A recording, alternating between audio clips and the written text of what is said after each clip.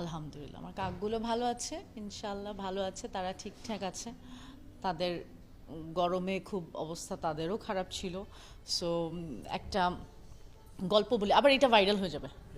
মানে আমি আমার এক বন্ধুর সাথে ফোনে কথা বলছিলাম, তো তখন আমি বলছিলাম লিমাকে আমার বাসায় যে কাজ করে, তো আমি তাকে বলছিলাম যে তুমি বাটিতে পানি নাও এবং তারপরে 5-6টা বরফ দাও, মানে কাক যেখানে পানি খায়।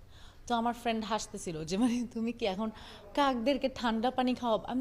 কাক কি ঠান্ডা পানি খায়? আমি জানি না, বাট কাক ঠান্ডা পানি খায় কিনা জানি না, বাট আমরা যে গরমের যে অবস্থা, তাই আমার মনে হলো যে আচ্ছা কয়েকটা বরফ দিয়ে রাখি, তাহলে হয়তো।